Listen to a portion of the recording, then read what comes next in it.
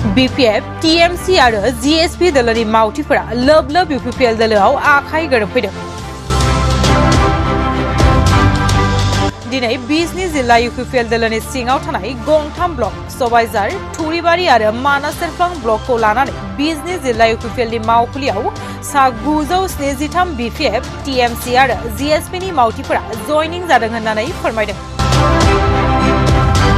थारैनो बिटिआरआव प्रमद बर'नि दैदेननाय UPPL सोरखारा रायजो राजानि थाखाय जौगानायनि गोख्रों खामानि मावबोगासिनो दं।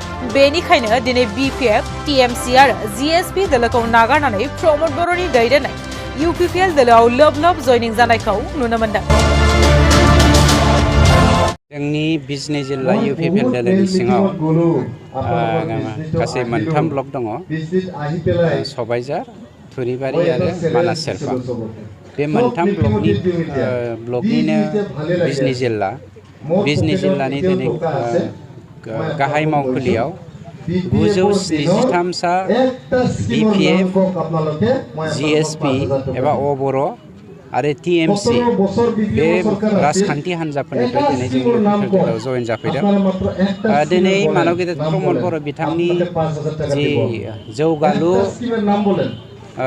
थांखिजों हाबा मावनाय, बे हाबा मावनायखौ मोजां मोननानै समाजाव सान्थि गायसननायखौ मोजां मोननानै गासैबो जाथि जनगोष्ठीया जौगानायनि जांख्लाजों गाखोनानै गावनि समाजखौ, गावनि न'खरखौ, गावनि हारि माहारिखौ दैदेननायाव खामानि मावलांनो हानायखौ मोजां मोननानै दिनै UPPL दोलोआव जयेन जाफैदों। बिनिख्रुइ रंजाथावना बाथ्रा आरो माथो थाबावनो हादों। मानोना जाय सान्थिखौ थांनाय 17 बोसोर मानसिफ्रा आसा खालामब्लाबो हाग्रामानि दिनाव मोननो हायैनि थाखाय, हाग्रामानि दिनाव सान्थिनि बाथ्रा बुङोब्लानो गावनि जिउनि गिनांनाय थानांनायनि थाखाय जेबो मावनो हायाखैमोन।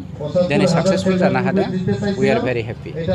बोसोराव हाग्रामाया जोंनि BTC हालामनि जेसेबां हा ओनसोल दं बेनि 34%नि 15% हाखौ डिस्ट्रय खालामदों, हाग्राखौ। मिथिबाय? बे 15% हाया मेइनलि बियो माने रिजार्भ एरिया आरो बावहाय 20,000 हेक्टर मेइन हाग्राखौ सिफायनानै बिथाङा साहा बागान गायदों। आं दाखालिनिफ्राय बुंबाय दं, बिथाङा गावनि बिहावनि नामावबो 150 बिगा रिजार्भ हाखौ सिफायनानै साहा बागान गायगासिनो दङ।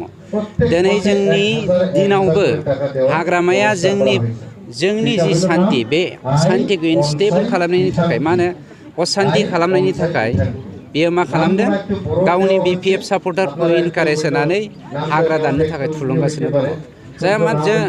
जुदि नोंथांमोना थांनानै नायहैयोब्ला जों हल्टुगावनि उल्टापानि एरियायाव दिनैबो BPFनि महा लिडारफोरनि स्वयं BPFनि हाग्रामानि न'खरनि मानसिफ्राबो हादानाव हा दङ। गतिके गासिबो हाग्राखौ हाग्रामाया डिस्ट्रय खालामजोबखादों। जाय एसे एनै हाग्रा दंबावो बेखौबो डिस्ट्रय खालामनो थाखाय गावनि मानसिफोरखौ थुलुंगानायाव दिनै बे हाग्राखौ होबथानायनि थाखाय जोंनि फरेस्ट डिपार्टमेन्ट आरो सार्भिस प्रभाइडारफोरा गोसो मोदोम जिउ होनानै नाजाबोबाय थादों। दा कालि फुजायाव हाग्रामाहा मोनसे केरेक्टार दङ। जोङो मिथिगौ बोसोरावहाय 365 सान दङ। 365खौनो बियो सानखौनो बियो मेला बाहायनानै जुवा, जौ, ड्राग्स बायदिसिनानि मेला बानायोमोन।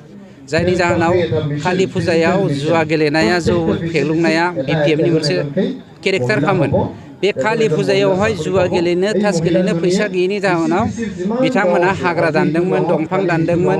बे दंफांखौ हमनानै जोंनि फरेस्ट डिपार्टमेन्टआ लायनायनि जाहोनाव जोंनि फरेस्ट डिपार्टमेन्टखौनो बिथांमोना स्टेटमेन्टआव उल्था खालामनो नागिरनाया बे जोंनि थाखाय दुखुनांथाव। खिन्थु रायजोफ्रा गासिबो मिथिखागौ। मोनसे बाथ्राखौ जों मिथियो, लावा जेसेबांखि थायाथों मानो बे जेब्लायबो बिलाइनि सिङावसो थायो। हाग्रामाया जेसेबांखि गावनि गुन गायनो नागिरनानै समाजावहाय दावगाबोनो नागिराथों मानो, बिथांनि केरेक्टारा दे सिखाव, बिथांमोननि BPFनि केरेक्टारफोरा दे सिखाव। BPFआ जे मा होनो, BSU, बनसु बायदिसिनाखौ बाहायनानै समाजावहाय एन्टि ससियेल एलिमेन्टफोरखौ मावनो नागिरगासिनो दङ। बिथांमोना बिलाइ सिङाव थाग्रा साफा लाव बायदिसो। गतिके लावआ लाव टाइमालाय मा जानो, बिलाइआ जेब्लायबो नुजासारखागोन। गतिके बिथांमोना राहा गैखाया। हाजारखि बखिथों समाजा दिनै सान्थिखौ लुबैदों। बेनिखायनो BPFखौ नागारनानै दिनै 973 सा मानसिफ्रा UPPL दोलोआव जों बेवहाय जयेन जाफैदों।